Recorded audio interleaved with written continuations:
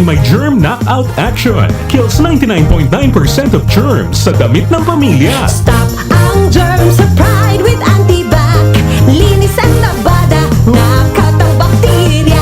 Pride Antibac Detergent. Manufactured by ACS Manufacturing Corporation. ISO certified. World-class quality. ACS. Pride Bar, hindi lang puti, kisla puti. Pag nilaban sa Pride Bar Blue, ang puting damit ay magiging Mas puti ito, mas puti ito, mas puti ito.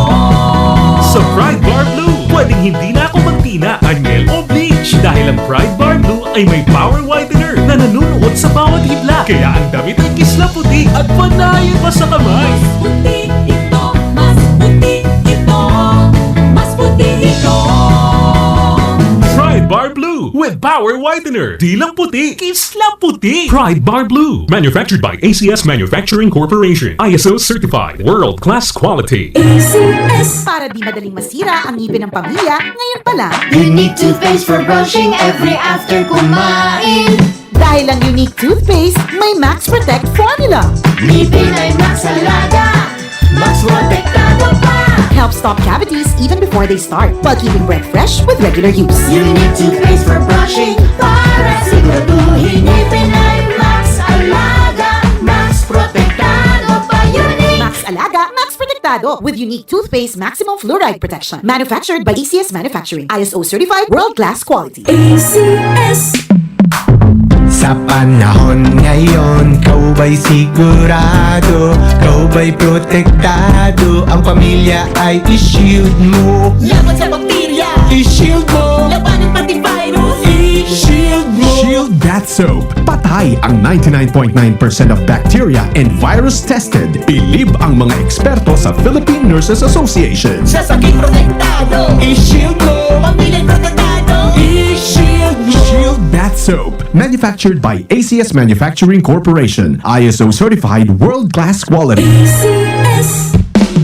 Ang buhay ay masaya pag ang hugasin ay easy, lalo na sa masebong kaldero at kawali. Kaya mag-smart dishwashing paste. Pang heavy-duty hugasin. Ang galing, galing, galing. Smart! Yan ang smart dishwashing. May double tanggaling formula. Tanggal galing ang sebo at bakterya. Kaya ang Smart #1 dishwashing paste. Ang galing, galing, galing. Smart! Yan ang smart dishwashing. Smart dishwashing paste. Manufactured by ACS Manufacturing. ISO certified. World-class quality. ACS. Para sa damit na ka-bloom sa bango, subukan ang Charm Fabric Conditioner. Charm Fat Farm, bangong gumagabloom. Charm Fat Farm, damit ay may bango ng salibong bulaklak. Charm Fabric Conditioner with Stay Fresh Technology. Damit ay ka-bloom sa bango. Charm Fat Farm, bangong gumagabloom. Charm Fat Farm, damit ay may bango ng salibong bulaklak. Charm Fabric Conditioner. Manufactured by ACS Manufacturing Corporation. ISO certified. World-class quality. ACS. RPN Radio Philippines Network. Radyo Ronda. D-Triple-X Zamboanga. Member, kapisanan ng mga broadcaster ng Pilipinas. Ayon daw sa confidential sources, muntik nang magkaroon ng airplane collision. There was a report that the paths of two planes were dangerously close to each other and could have resulted in a mid-air collision. A tragedy narrowly, fortunately, avoided.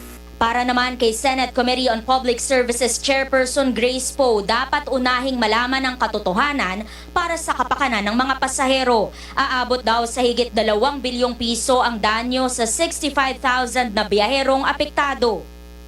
If we estimate a $500 cost for each passenger in aborted flights and in transit, wasted fuel, accommodation, food, rebooking, lost time, lost baggage, staffing, overtime wages, emotional damages, etc., that would easily be $30 to $40 million in impact. We take full responsibility and accountability for what happened. Ayon sa Kaap, nakikipagnegosasyon na ito sa Sumitomo Thales Venture para sa maintenance ng air traffic management system ng bansa.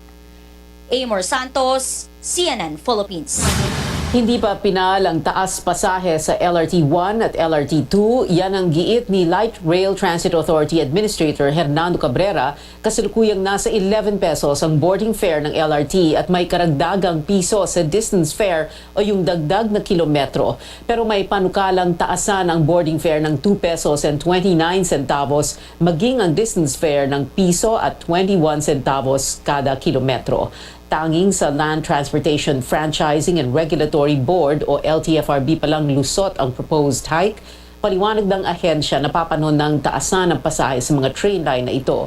Ang huling taas pasahe sa LRT train lines maging sa MRT3 ay noong 2015 pa.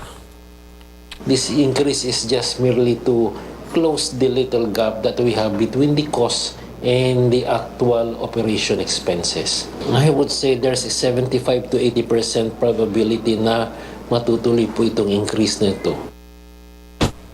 Pero paliwanag ng LRTA, hindi lang sa LTFRB nakasalalay ang pag-aproba ng taas pasahe. Marami pa rin daw prosesong pagdadaanan ang panawagang ito.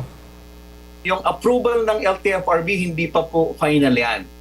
Lilinawin ko po, nung inapruban po ng LTFRB itong bagay na ito, they are just approving as one member ng LRTA board. Kasi ang taas ng pamasahe ng LRTA, dapat apruban ito ng LRTA board. Ang problema, isa lang sa mga membro ng board, ang LTFRB, merong pang 8 na kailangan pagdaanan ito. So hindi pa ito final. At pangalawa, after na ma-approve ito ng the rest or majority ng board members ng LRTA, itong fair adjustment na ito, dadaan pa ito sa regulatory process. At ang regulatory process na ito, kasama dito yung public consultation or public hearing. So hindi pa po final ito at may dadaanan pa pong proseso itong bagay na ito. Ang LRTA Board of Directors ay pinamumunuan ng kalihim ng Transportation Department. Bukod sa LTFRB, kabilang din mga miyembro ang mga kalihim ng Public Works, Budget at Finance Departments, maging ang National Economic Development Authority. Kasama rin ang chairperson ng Metro Manila Development Authority, ang LRTA Administrator at isang representative mula sa pribadong sektor. At kani-kanina lang sa bagong labas lang na memorandum ng Light Rail Transit Authority, pumirma na rin para sa LRT fare hike si Cabrera at private sector representative na si Dimapuno Datu. Meron pang 6 na wala pang pirma sa fare hike proposal. Para sa isang grupo, ang panukalang taas pasahe ay labag sa commuter rights dahil wala pang public hearing na naisasagawa para rito.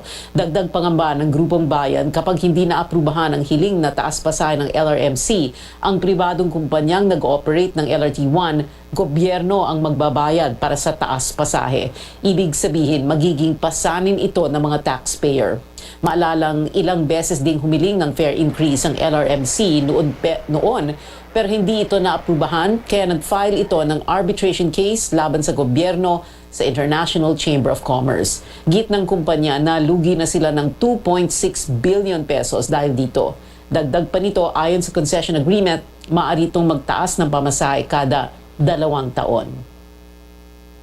Iginit ng isang grupo na doble pasakit ang sinapit ng commuters ng Grab lalo nitong holiday season. Hirap na nga raw silang sumakay, tatagain pa sila sa mahal na pasahe. Kinwestiyon din ng technology ng Grab na nagtatakda ng fare surge. Magulat si Stanley Gahete. Stanley, lusot na ba ang Grab sa gusot? Pia, sa hearing ng LTFRB, ipinaliwanag ng Grab Philippines na base ang fare surge sa supply at demand at bilang ng mga partner driver na naka-online sa particular na oras. Ito ay sa kabila ng lagay ng trapiko at dagsa ng bookings. Paliwanag pa ng Grab, tumaas ng 70% nitong Disyembre ang nagbubook kumpara sa mga nakaraang buwan. Pero ang mga TNVS units nila hindi nadagdagan. Para sa isang commuter group, walang basihan ang mga paliwanag. Ang tanong natin, kailan ba naging enough ang supply? Kahit sa jeep, taxi, bus, lahat yan. Hindi kulang ang sasakyan. Hirap na nga yung pasahero sumakay. Tataasan mo pa yung pasahe nila. Just because konti yung supply. Ayon sa fare matrix, 45 pesos dapat ang base fare. Pero halos dumoble na ito ngayon sa 85 pesos. Ayon sa LTFRB, hindi malinaw sa Grab kung kailan pwede magdagdag ng pasahe ang TNVS. Government as a regulatory, in its regulatory function, should be able to define kailan ka ba pwedeng mag-increase. Is this totally dependent lang sa company? Kasi ang price from one car to the other car ay nag-iiba po. Unlike in a taxi, it's definite po yung rate nila. Sa pahayag ng Grab Philippines, sinabi nito na ang pagbabago sa singil ay naka-align pa rin sa fare matrix para sa mga TNVS at anumang dagdag singil ay nakabase sa algorithm ng supply at demand. Pero questionable pa rin ang teknolohiyang ito ayon sa Lawyers for Commuters Safety and Protection. Yung technology nila, tanong mo kung inaprubahan ng LTFRB. Tanong mo kung inaprubahan ng DICT. Oh. Sila lang ang nun. Oh, sila lang nagsasabing compliant. So, tingnan natin anong sasabihin ng board na kung compliant na sila. Bagamat wala nang isasagawang hearing, kailangan magsumite ang Grab Philippines ng position paper sa loob ng 10 araw. Saka naman maglalabas ng desisyon ng LTFRB na inaasahan sa unang linggo ng Pebrero. At yan ang latest. Balik sa iyo, Pia. Nagulat ng live sa telepono si Stanley Gahete. Umarangkada na ngayong araw ang pamamahagi ng Transportation Department ng fuel subsidy para sa higit 10,000 tricycle driver at operator. Sinabay na rin ng Quezon City Hall ang pamamahagi ng sarili nitong ayuda sa mga TODA. Magulat ang aming senior correspondent, George Cahiles. Dinagsa ng mga tricycle driver ang pamamahagi ng fuel subsidy sa Quezon City Huwebes ng hapon. Pero hindi ito fuel subsidy na ipinangako ng national government. Ito ay mula sa pamahalaang lokal sa forma ng fleet card na may 1,000 pisong load. Bawat tricycle na may aktibong prangkisa ang nakatanggap nito mula sa Quezon City Government. That's why I really stressed, hindi pwede yung colorum, hindi rin pwede yung unregistered or illegal. We really give this only to legitimate TODA members. Kapag bibigay tayo ng ayuda ulit, hindi na sila pupunta dito para kumuha ng ayuda. Katulad dati, vouchers ang binibigay natin. I-load na lang natin. Tapos, pwede na nilang gamitin yung fleet card nila. Makakasiguro tayo na yung subsidy ng fuel ay mapupunta talaga sa fuel. Kasi kung idaan pa sa ibang pamamaraan, halimbawa cash, baka gamitin sa ibang gamit.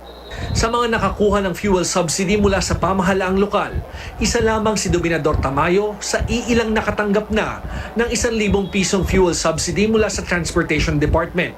Natanggap daw niya ito nung 1 linggo sa pamamagitan ng e-wallet. Ikinatuwa daw niya nang makatanggap ng mensahe mula sa Land Bank dahil kailangan din daw niya talaga ng pera pandagdag panusto sa kanyang pamilya. Binahan na naman uli yung Misamis Occidental, sir. Taga Misamis ka? Opo, 5 na naman sila doon. Yung kapatid ko doon. Pagka mayroon din ako, nagpapadala rin ako doon sa amin, sa mga sa pamilya ko, doon sa kamag-anak ko rin. Si Willie Pelaez naman, wala pa daw natatanggap na ayuda mula sa national government. Bagamat hindi na umaasa, ipagpapasalamat raw niya kung mabibigyan siya dahil sa taas na mga bilihin sa ngayon. Wala na sibuyas, bawag na lang. Pinagkakasya na lang po. Basta makaraos lang sa araw-araw. Hulyo nung nakaraang taon pa pinag-uusapan ang pamamahagi ng fuel subsidy sa mga tricycle driver at operator. Pero ayon sa Land Bank na siyang namamahagi ng ayuda mula sa Transportation Department, ngayong Enero pa lamang ito nasimulan. Ang unang benepisyaryo ay ang nasa higit 10,000 driver at operator mula Metro Manila, Ilocos Region at Central Luzon. Ang reason lang ho naman ho kaya nadidelay ho is kung minsan ho yung address ng tao or yung mga members po ng isang cooperative ng tricycle ng mga TODA hindi po tumutugma doon sa binibigay na data sa amin. So nagkakaroon po ng delay doon sa pagbigay ng ayuda. Suwestyon ni Quezon City Mayor Joy Belmonte, kung sakaling magkakaroon muli ng ayuda sa mga tricycle driver, maaaring makipag-ugnayan sa kanila ang Transportation Department. Sa tingin niya, mas mapapadali ang distribusyon ng subsidiya kung ipapasok na lang ito sa fleet card at matitiyak pang sa lehitimong mga TODA ito mapupunta. George Cahiles, CNN Philippines. Magbabalik ang libreng sakay program ng gobyerno sa ilalim ng transport subsidy. Sinabi ni Budget Secretary Amenah Pangandaman na halos 1.3 billion pesos ang inilaan sa service contracting kasama sa binanggit ng Budget Department na mabibigyan ng pondo ang EDSA busway. Nagtapos ang libreng serbisyo noong December 31, hindi nabanggit ng DBM kung kailan ang balik ng free rides sa EDSA busway. Susunod, presyo ng gulay sumasabay na rin sa pagtaas ng presyo ng ibang bilihin. At isang green comet muling makikita sa kalangitan pagkatapos ng matagal na panahon. Magbabalik ang Newsnight.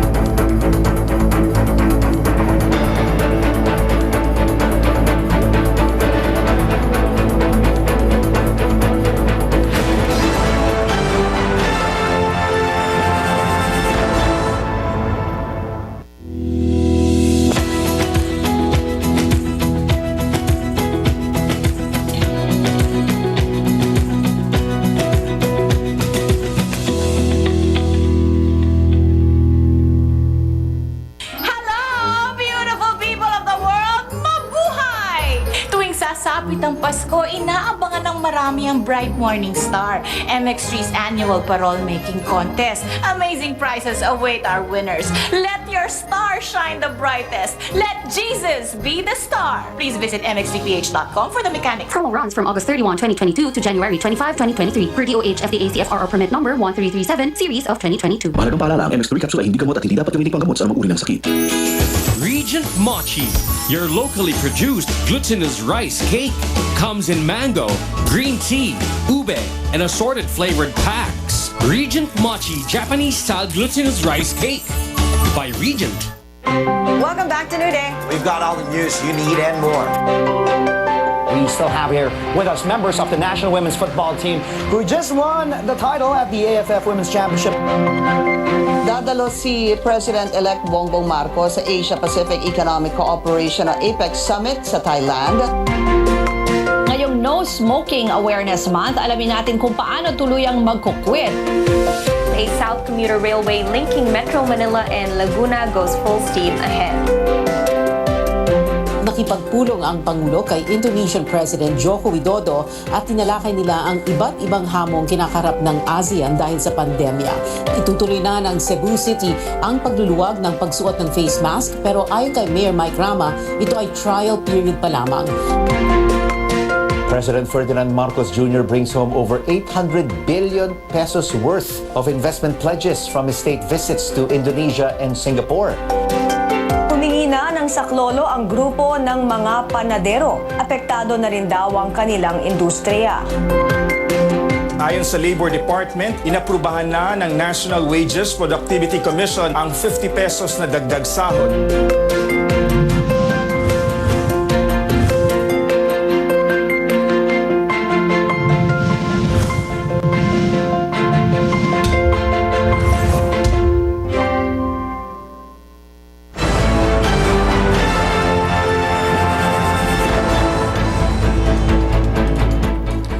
Newsnight sa CNN Philippines, dumepens ang Agriculture Department sa desisyon ni Pangulong Marcos na mag-angkat ng sibuyas. Sinabi ng Agriculture Deputy Spokesperson Rex Estoperez na kontrolado ang pagpasok ng higit 21,000 metric tons ng red onions. Hindi ito sasabay sa lokal na ani. Kumpiyansa ang DA na bababa ang presyo ng sibuyas pagdating ng imported supply bago matapos ang buwan.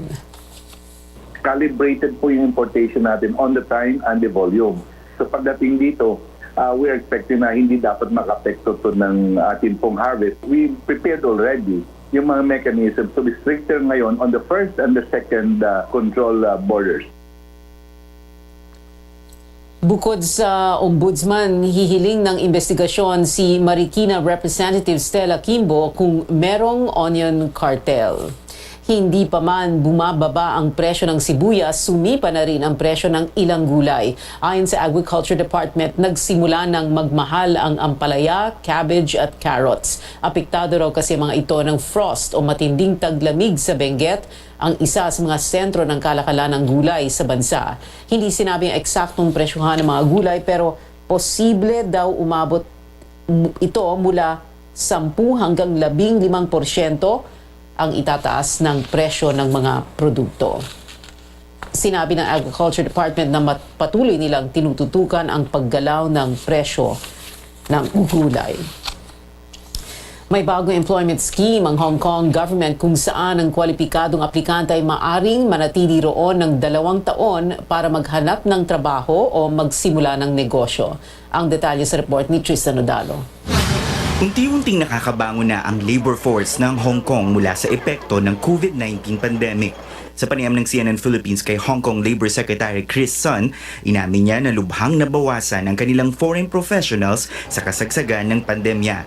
Kaya naman target ng kanilang gobyerno na hikayatin ang mga ito na bumalik sa syudad. We are urgently in need of having more talents all over the world coming to Hong Kong. In order to attract talents overseas to come into Hong Kong, we have just launched a new scheme and it's called the Top Talent Pass Scheme. Ang Top Talent Pass Scheme ay bagong labor initiative ng Hong Kong na inilunsad online ngayong taon. Ilan sa mga kwalifikasyon para mabigyan ng Top Talent Pass Permit ay ang pagkakaroon ng income na 2.5 million Hong Kong dollars kada taon na katumbas ng higit 17 milyong piso. Pasok din ang mga graduate mula sa top 100 universities sa mundo at may hindi bababa sa 3 taong work experience. First come, first serve basis naman para sa mga graduate mula pa rin sa mga prestihiyosong universidad na walang sapat na work experience. The meaning of a pass is you don't need to find a job beforehand. No other conditions attached to your permit. So they can come into once the pass is given to the talent, he can come to Hong Kong, stay in Hong Kong for 2 years. So initial 2 years. Of course, and then if he wants to stay on, he needs to either find a job in Hong Kong or start a business. Malaki rin daw ang potensyal na maging Hong Kong resident sa ilalim ng Top Talent Scheme. Pero paano naman kung hindi ka pasok sa kategoryang ito? May employment opportunities pa rin naman daw na maaaring ikonsidera ang mga Pilipino. We have a talent list, so it covers a data scientist, innovation, financial services, culture as well as legal service, some sort of legal services. If your jobs fall within the 13 categories of a talent list, it's easy for the employers to recruit from the outside. Your outlook for Philippine and Hong Kong relations when it comes to labor opportunities, areas of cooperation, and what can we still expect this 2023? Both Hong Kong and the Philippines will finally open up. So we are restarting our economy and society. So we're going to welcome people all over the world into Hong Kong as well as in the Philippines, create a lot of business opportunities. Apart from that, I think with the COVID restriction behind us and with all the measure in Hong Kong to attract talents, also to attract businesses into Hong Kong, we expect a quite strong economic rebound. Para sa mga karagdagang detalye sa mga labor opportunities na binuksan sa Hong Kong, maaaring magtungo sa kanilang immigration website o talentlist.gov.hk. Bumisita si Hong Kong Labor Chief Sun sa Pilipinas ngayong linggo para makipagpulong sa kanyang mga Filipino counterpart. Tristan Odalo, CNN Philippines. Balita sa ibayong dagat, unti-unting bumabalik ang serbisyo sa mga paliparan sa Amerika kasunod yan ng system outage ng kanilang Federal Aviation Administration o FAA. Nagdulot ito ng libo-libong flight delays at cancellations sa iba't ibang panig ng Estados Unidos ayon sa datos ng online aviation tracker na FlightAware. higit 10,000 flights patungo at palabas ng US ang naantala, habang higit 1,300 flights naman ang nakansela. Itinuturong dahilan ang pagbagsak ng FAA system na dapat sana'y magbibigay sa mga piloto ng pre-flight safety notices. Tinatawag itong Notice to Air Missions o NOTAM system. Ayon sa FAA officials, isang corrupted file ang natagpuan dito at maging sa backup system nito. Inaalam pa kung sino ang responsable sa corrupted file na nagdulot ng system outage. Wala pa rin daw ebidensya na isa itong cyber attack. Nag-iimbestiga na ang US Transportation Department. Sa Uganda, idineklara na ng mga otoridad doon at tapos na ang Ebola outbreak. Isinagawa ang formal na deklarasyon sa isang televised ceremony sa Central Mubende District, ang epicenter ng outbreak. Ayon sa World Health Organization, masasabing nagwakas na ang Ebola outbreak kung walang bagong kaso matapos ang 42 araw. Hinimok ng Uganda Health Ministry ang publiko na manatiling maingat at i-report ang sinuman sa kanilang komunidad na makitaan ng sintomas ng Ebola. Kumitil ng 55 buhay ang nagdaang Ebola outbreak doon.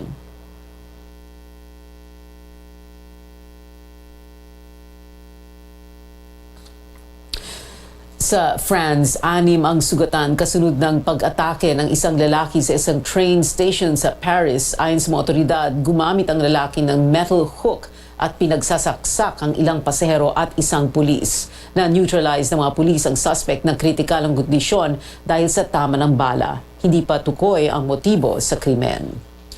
May bagong abangan ng sky gazer sa unang pagkakataon sa loob ng 50,000 taon. Isang green comet ang magpapakita sa kalangitan. Ayon sa National Aeronautics and Space Administration o NASA ng Amerika, mayroon itong nagliliwanag na buntot at may fuzzy appearance. Pinakamalapit ito sa araw bukas. Pinakamalapit naman ito sa Earth sa February 1 at 2. Sa may mga kahilingan dyan, pagkakataon nyo ng mag-wish sa rare green comet. Abangan, Pangulong Bongbong Marcos dadalo sa 2023 World Economic Forum sa Switzerland. At ang sitwasyon sa mga probinsyang dumanas ng matinding pag-ulan dala ng low pressure area, manatiling nakatutok sa Newsnight.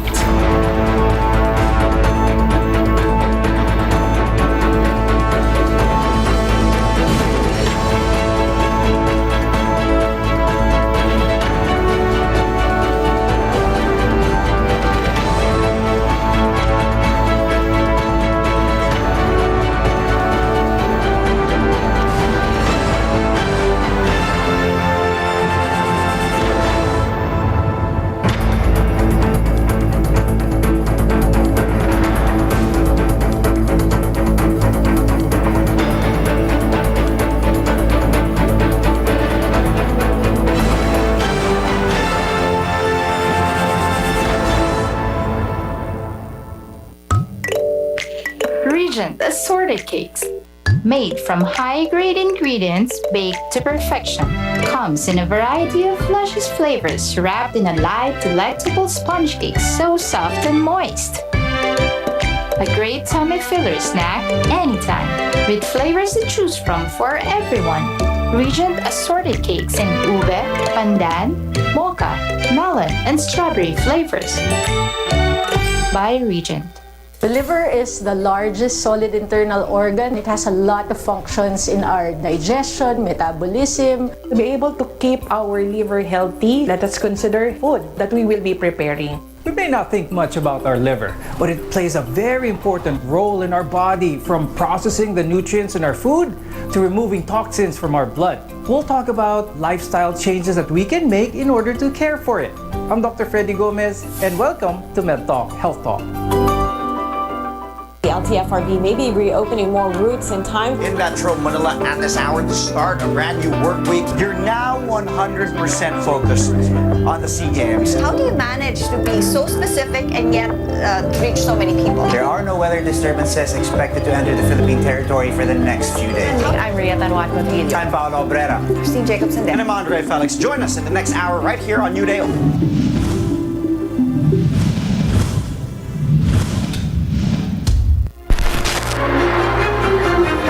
The Marcoses are returning to Malacanang.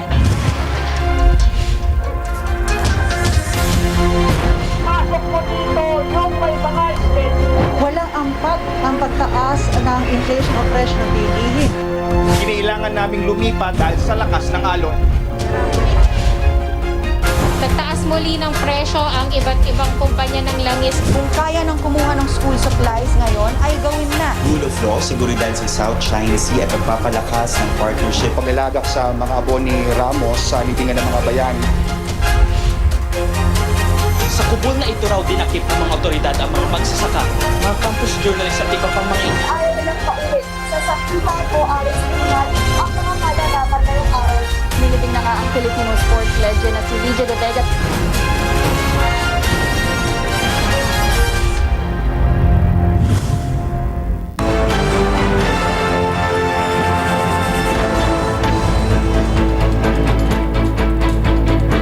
Ito ang Newsnight sa CNN Philippines. Ako si Pia Ontiveros. Sa pagdinig ng Senado tungkol sa nangyaring air traffic shutdown noong bagong taon, humingi ng paumanhin ng CAAP sa atrasadong paglabas ng impormasyon na sirang circuit breaker ang ugat ng aberya. Inamin ni CAAP Director General Manuel Tamayo na sa parehong araw alam na nila na dito nagkaproblema, pero nais sa publiko lamang ito ngayong linggo. Kasi pagkakalam namin, UPS ang nag-malfunction. Yes, sir. Ngayon sinasabi mo, circuit breaker. Are you incompetent? I apologize, sir. Navigation. Sabi ng CAAP, hinihintay pa rin ito ang resulta ng forensic investigation sa circuit breaker. Giit ni Tamayo, may kapasidad ang mga tauhan ng CAAP na i-maintain ang CNS o ang Communications, Navigation and Surveillance System ng Air Traffic Management Center. Pinatotohanan ito ng Sumitomo Thales Venture kung saan galing ang teknolohiya, pero mas mabuti raw sana kung may third party na magme-maintain nito. Samantala, hindi naman makapaniwala si Senate President Mig Zubiri na walang CCTV camera sa mismong equipment room. Sabi ni Tamayo, mahigpit naman daw kasi ang seguridad dito. You have the logs of what happened, but nothing compares to a CCTV footage.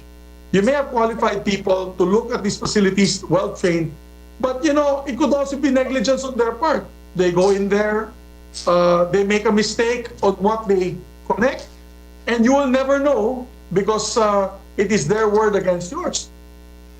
Para kay Senate Committee on Public Services Chairperson Grace Poe, dapat unahing malaman ang katotohanan para sa kapakanan ng mga pasahero. Aabot daw sa higit 2 bilyong piso ang danyo sa 65,000 na biyaherong apektado. Lilipad si Pangulong Marcos patungong Switzerland para sa World Economic Forum sa darating na linggo. Ano-ano ang maasahan ng mga Pilipino sa muling pagbiyahe ng Chief Executive? Ang detalye mula kay Rex Remigio. Ipapakilala raw ni Pangulong Marcos sa kanyang pagdalo sa World Economic Forum sa Switzerland ang kontrobersyal na Maharlika Wealth Fund. Tatalakayin ng punong ehekutibo ang kanyang mga dahilan kung bakit kailangang mamuhunan ng gobyerno rito para sa kinabukasan ng bansa. Gayunpaman, nilinaw naman nilang nirerespeto nila na nasa kamay pa rin ng Kongreso ang batas para sa Wealth Fund. Tatalakayin pa lang kasi ito sa Senado matapos ipasa ng mababang kapulungan ang batas para sa nasabing pondo. So it's a very soft launch. It's not so don't say that he's launching Sovereign Wealth Fund in Davos. No, it's people do this all the time in fora like this. Samantala, hindi naman daw kasama sa mga pakay ng Pangulo ang Swiss bank accounts ng kanyang pamilya. Ayon kay Foreign Affairs Undersecretary Carlos Soreta, may malinaw raw na legal framework ang Pilipinas at Switzerland. May mga kasunduan at mekanismo raw ang dalawang bansa na magtulungan sa mga legal na aspeto kabilang na ang nasabing issue. And none of those mechanisms have been triggered by the Swiss government or anything. So we don't know, that we don't expect anything. I don't think it's an issue.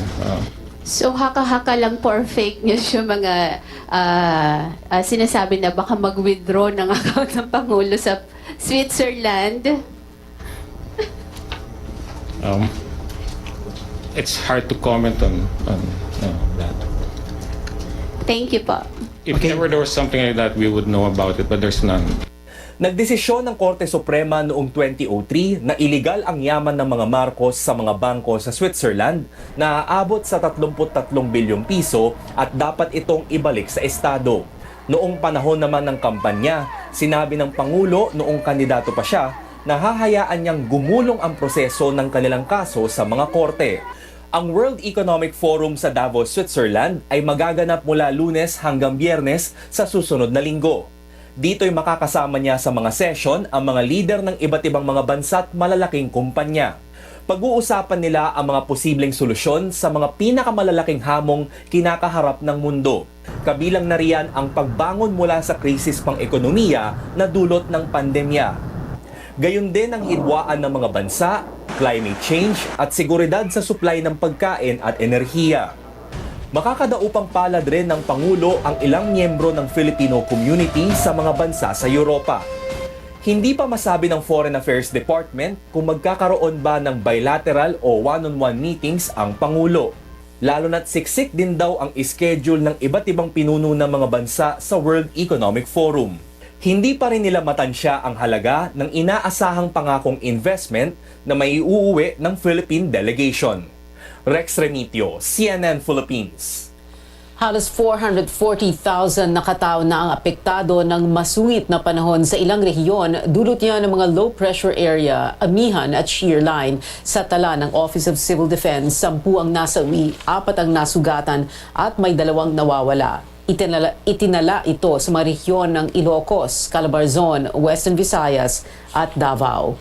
Ang pinsala sa agrikultura nasa higit 116 million pesos na, lagpas naman sa 165 million pesos ang sa infrastruktura.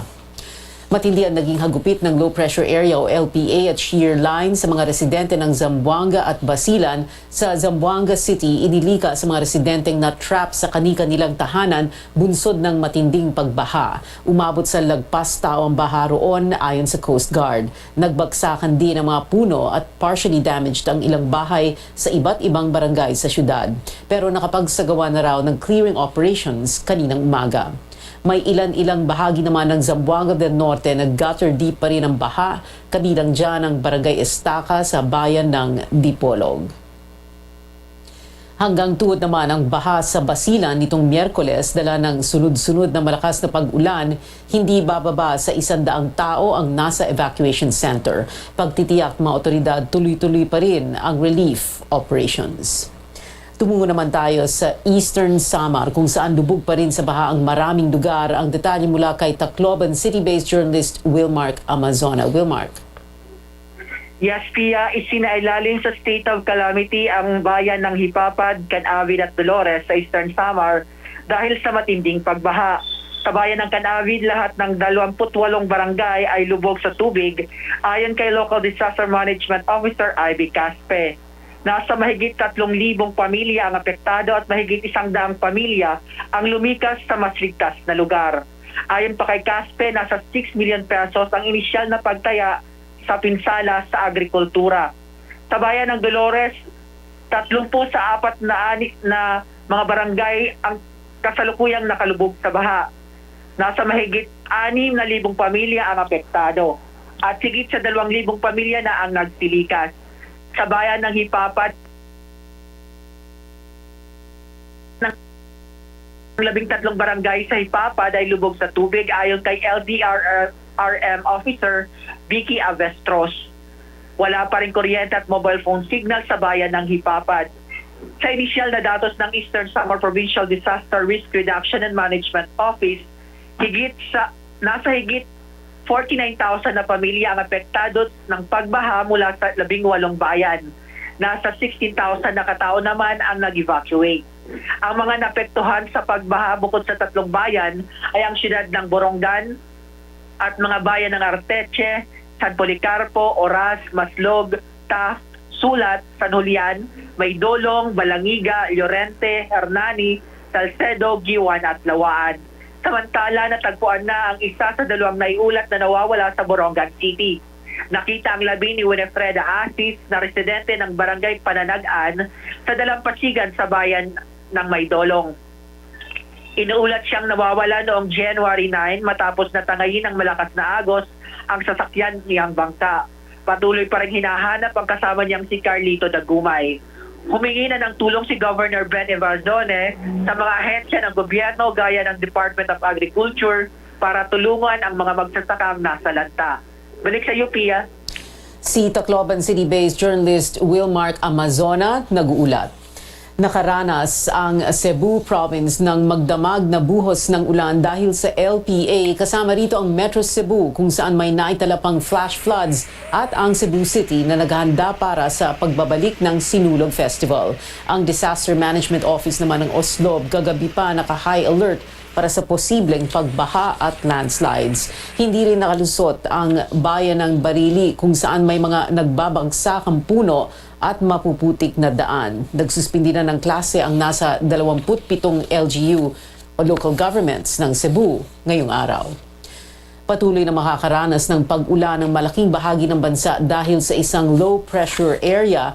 Kasama rito ang Bicol Region, Visayas at Mindanao. Magdadala naman ng maulap na panahon na may pag-ulan ang Northeast Monsoon o amihan sa Cagayan Valley, Aurora, Quezon at Mimaropa. Maulap na panahon rin na may kaunting pag-ulan ang aasahan sa Metro Manila at natitirang bahagi ng Luzon dahil pa rin sa amihan. Sa ibang balita, sinintensyahan ng police chief ng Tayabas at dalawa sa mga tauhan niya ng reklusyon perpetua kaugnay sa pagpatay ng anak ng mayor ng Sariaya, Quezon. May ulat si Catherine Cruz. Hinatulan ng guilty sa kasong murder sila dating Tayabas Quezon Police Chief Mark Joseph Laigo, Police Officer 2 Lonald Sumalpong at Police Officer 1 Robert Legaspi sa pagpaslang kay Christian Gayeta at ang bodyguard nitong si Christopher Manalo noong 2019. Hindi personal na dumalo ang mga akusado pero naka-teleconference ang mga ito mula sa kanilang selda nang binasa ang parusa na reklusyon perpetua at pagbabayad ng tig-75,000 piso para sa death indemnity, moral damages at exemplary damages para sa mga naiwan nila Gayeta at Manalo ayon sa desisyon ni Judge Dennis Orendain ng RTC Branch 53 ng Lucena. Si Christian Gayeta ay anak ni Sariaya, Quezon Mayor Marcelo Gayeta.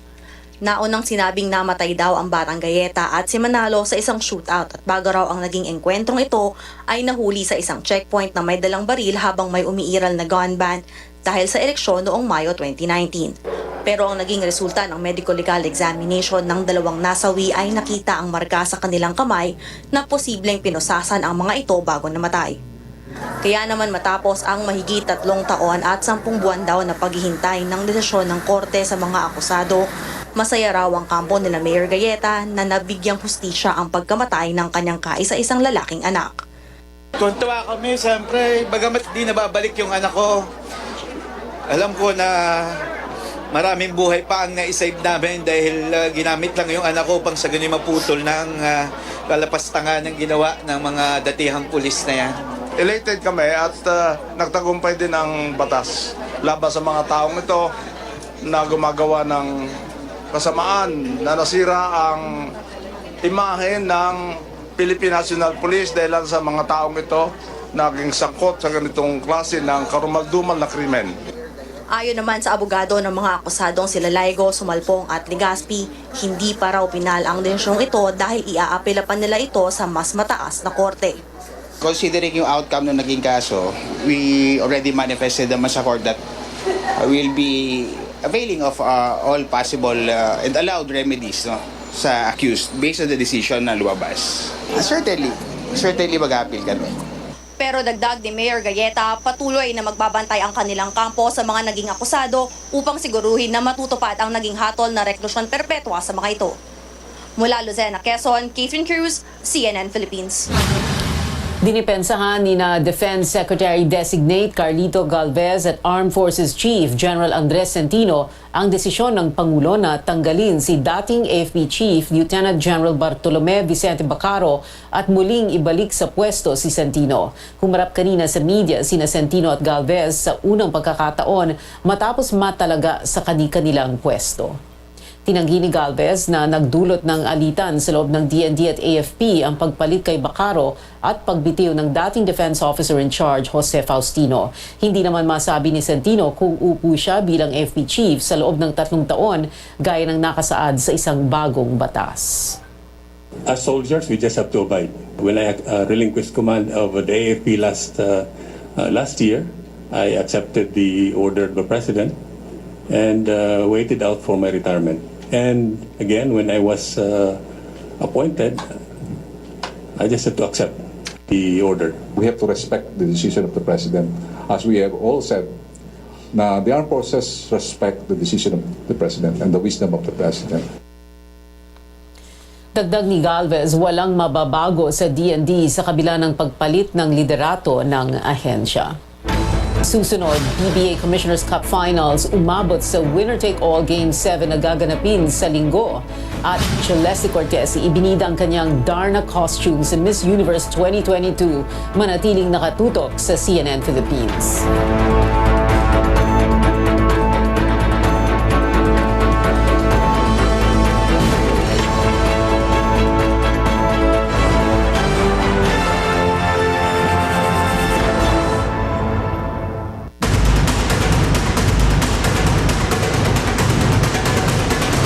Local governments can house patients with mild cases in so-called isolation facilities for now.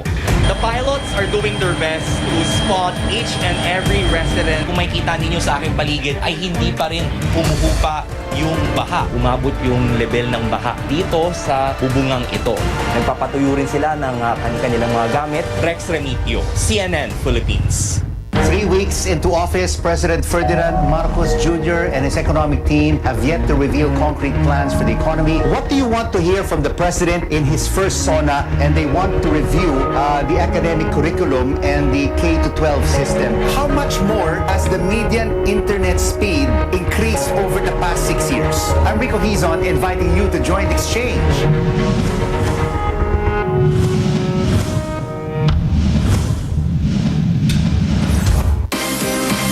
This week on Hollywood Express. We're looking for someone with X Factor. What kind of movie are we gonna make? It's not often the biggest movie of all time returns to theaters. Here's an inside look. No actors or dogs allowed. I can't make a drama. I don't know how. This process might seem overwhelming. Alec and Hilaria Baldwin have added to their film. The stars of Steven Spielberg's hit the red carpet. Ooh, this is nice.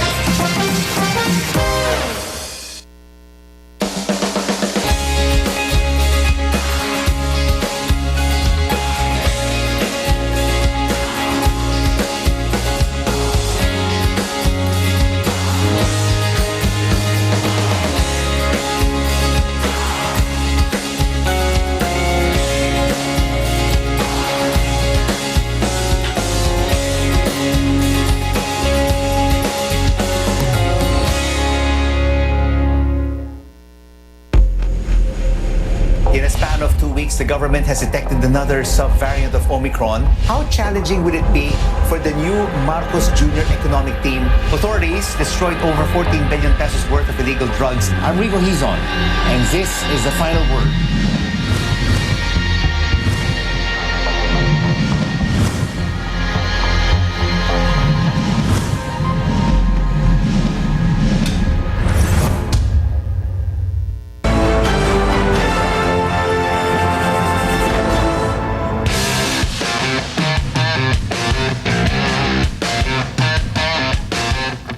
Itong Newsnight sa CNN Philippines, magkakaroon ng huling duelo ang Barangay Ginebra at Bay Area sa linggo matapos ang Game 6 win ng Dragons kagabi sa finals ng PBA Commissioners Cup.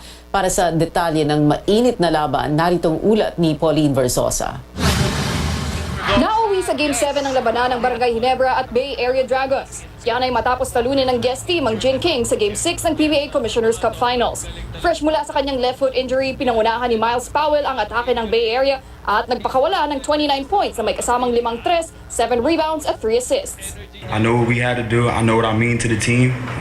If I couldn't bring that, I wouldn't have stepped out on the floor. I didn't really know what I was going to do out there tonight, but like Coach said, my spirit was there. I had my brothers back, and I just put it in God's hands, and we came out on top. Lamang na ng 12 ang Bay Area sa third quarter, pero lumaban pa ang Ginebra sa likod ng 3-time best import na si Justin Brownlee na gumawa ng 16 points sa third period. Humabol at nakalamang pa ng 7 points ang Barangay Ginebra sa fourth quarter. Pero muling bumawi si Miles Powell at gumawa ng clutch plays down the stretch para tuluyang masungkit ng Bay Area ang panalo sa final score na 87-84. I didn't know we were going to win. I didn't know he was going to make the plays he made, but I knew that something special was coming onto that floor tonight. I've never been a part of anything like this. that was so special in that arena, and how great of a basketball series has this been. Bigo ang Barangay Ginebra na matuldukan na ang serye kahit gumawa si Brownlee ng game-high 37 points, 10 rebounds at 11 assists at halos hindi na nagpahinga sa paglalaro ng 47 minutes. Kaya pa sanang paubutin ng Ginebra ang game sa overtime pero hindi hinayaan ng Dragons na maipasa ang bola kay Brownlee at namintis ni Japet Aguilar ang potential game-tying three. Yeah, in a desperation at that point, 5 seconds to go. We had something designed for him, but we couldn't get the ball to him. We didn't get the shot we wanted. In my mind, we did a good job defensively. And we held them down to where we wanted, and they had a great shooting night from the three-point line, shot almost 50%. We shot 20%, and that was the difference in the game. I wish we could have closed it out, but Bay Area, man, they showing they heart. Got to give a lot of credit to Miles Powell. He came out and played extremely well, hit some big shots for them. Due to popular demand, inilipat ng PBA mula Biyernes ang Game 7 na magaganap na sa Linggo sa Philippine Arena. We move on. We think about Game 7. I would have preferred it to be Friday. I'm a little disappointed it's Sunday, but that's out of our control. So give our guys, I guess, a little extra time to rest and rethink what we want to do with Powell. I've never been in a 7-game series. I don't care when it's played. I'm just so excited to be a part of it. Susubukan din ng Liga na ma-break ang kanilang 54,048 record crowd attendance sa much-awaited finale ng PBA Commissioner's Cup Finals. Pauline Verzosa, CNN Philippines. At kaugnay ng balitang yan, magandang balita para sa Bay Area Dragons ang desisyon ng PBA na iurong sa Linggo ang Game 7. Magkakaroon kasi sila ng panahon para ipahinga ang mga injured player. Sa panayam ng Sports Desk, sabi ni Coach Brian Gurjan na partikular na makikinabang rito si import Miles Powell. Bago ang laro kagabi noong Nobyembre pa siya huling sumalang sa aksyon at hanggang sa ngayon ay hindi pa rin 100% dahil sa isang foot injury. I think Miles is going to be better for the experience, and he hasn't played a game of basketball for 6 weeks. So getting that under his belt and having this break in between to freshen him up, and I'm sure he would have, but we haven't discussed it yet, but he would have developed some confidence in that foot. May 9-0 record ang Dragons tuwing naglalaro si Powell at umaasa ang koponan na magpapatuloy ito sa Game 7. Sa iba pang balitang PBA, hindi na si Topex Robinson ang magsisilbing head coach ng Phoenix Super LPG Fuel Masters. Walang sinabing detalye pero nagpapasalamat ang Fuel Masters sa 5 taong serbisyo ni Robinson. Inanunsyo rin ang pag-akyat ni dating assistant coach Jamaica Rin bilang interim head coach. 2017 nang maging assistant coach si Robinson at naging head coach noong 2020 kasunod ng pag-alis ni Louis Alas. Highlight ng coaching stint niya ang 2020 Philippine Cup bubble kung saan umabot ang Phoenix sa semifinals. Pasok na ang Pinoy Mobile Legends team na Blacklist International sa upper bracket finals ng Mobile Legends Bang Bang M4 World Championship. Tinalo ng defending champions ang RRQ Hoshi ng host country Indonesia 3-2 kahapon sa Jakarta. Unang nakahirit ang RRQ pero agad na bumawi ang Blacklist sa games 2 at 3. Kasunod nito ay tumabla ang Indonesian squad 2-all pero hindi nagpadaig ang Blacklist sa do-or-die Game 5. Makakalaban ang Blacklist sa mananaig sa bakbakan ng Onyx Esports at isa pang Filipino team na Echo. Magbabalik aksyon si Team Lakay fighter Danny Kingad. Makakalaban ni Kingad si Echo Ronnie Saputra ng Indonesia sa One Fight Night 7 sa February 25 sa Bangkok, Thailand. Noong December 2021 pa huling lumaban si Kingad kung saan tinalo siya ni Kairat Akhmetov via unanimous decision. May 14 wins at 3 losses si Kingad habang may 7-1 record si Saputra. Nagpasiklaban na mga kandidata sa preliminary competition ng Miss Universe ngayong araw. Yan at iba pang showbiz updates hatid ni Sam Sadwani. Sam. ESPN nagpatalbugan ang mga kandidata suot ang kanilang swimsuit at evening gown sa preliminary competition ng Miss Universe ngayong araw. Hindi naman nagpahuli ang ating kandidata na si Celeste Cortesi. Confidently beautiful na rumampa si Celeste suot ang kanyang pink two-piece swimsuit. Puting kapa ang kanyang ginamit na may disenyong mga handprints na iba-iba ang kulay. Handprints ito ng mga bata sa Marawi na pinuntahan ng beauty queen para sa isang outreach program. Stunning at very regal naman ang kanyang dating, suot ang sky blue evening gown na gawa ng Pinoy designer na si Oliver Tolentino. Si Tolentino rin ang nagdisenyo ng preliminary gown ni Miss Universe 2015 na si Pia Wurtzbach. Fierce naman na rumampa si Celeste bilang iconic Pinay superhero na si Darna. Si Tolentino rin ang nagdisenyo ng costume ni Celeste, habang si Jerome Navarro ang gumawa ng headpiece nito. Viva Pit Senor, ngayong weekend na ang inaabangang Sinulog Festival sa Cebu City. At kasabay niyan ay ang Wavy Baby Music Festival. Hatid ito ng Careless Music record label ni James Reid, kung saan kabilang din ang aktor sa mga magpe-perform. Ongoing na ang ticket sales para sa 2-day music festival na gagawin sa North Reclamation Area sa Mandaue City. Ang mga bibili ng tickets ay magkakaroon ng libreng festival pass sa Sinulog. Magsisimula ang event 1:00 ng hapon. I think what makes it different really is the scale of the events and the lineup of artists that we have coming in, both locally and internationally. And I think, the goal really is to create a one-of-a-kind festival here in Cebu. And the goal is kind of like the Coachella of Southeast Asia. So hopefully this is something we can bring also outside of the Philippines. Ayon kay James Reid, kakantahin niya ang mga kanta mula sa kanyang Love Scene album at mga kantang naisulat niya ngayong panahon ng pandemya. Nominado ang ilang Filipino-American star sa iHeartRadio Music Awards ngayong taon. Maaaring maging back-to-back Group of the Year sina Bruno Mars, Anderson .Paak at Silk Sonic dahil in the running ulit sila sa 2023. Contender din sila para sa R&B Artist at R&B Song of the Year. Ang kapwa Phil-Am singer ni Bruno Mars na si Olivia Rodrigo ay nagbabalik sa awards bilang nominee para sa Favorite Tour Style. Pero ang nangunguna sa event ay ang tatlong bigating musikera, ang mag-ex na sina Taylor Swift at Harry Styles at si Lizzo. Lahat sila ay may 8 nomination, kabilang ang major award na Artist of the Year. Hindi rin nagpahuli ang K-pop acts sa nominations. Up for Best Music Video ang Yet to Come ng BTS. At ang miyembro si Jungkook ay may doubling chance of winning dahil nominado rin ang kanta niyang Left and Right kasama si Charlie Puth. Si Jungkook ang unang K-pop solo act na na-nominate sa awards. Ang girl group na Blackpink naman may 4 na nominations kasama ang Best Group of the Year. At yan ang updates para sa Showbiz Spotlight para sa araw na to. Balik sa iyo, Pia.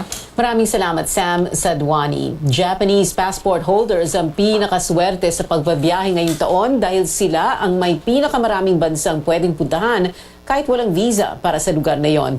Ayon sa 2023 Henley Passport Index, maaring dumayo sa 193 na bansa ng visa-free ang mga galing Japan. Sinundan ito ng 2 pang Asian countries sa ranking, ang Singapore at South Korea. Ang Pilipinas naman nasa ika-78 spot.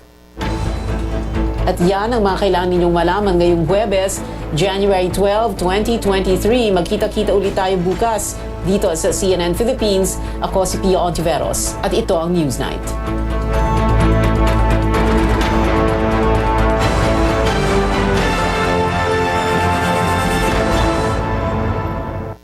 This program is brought to you by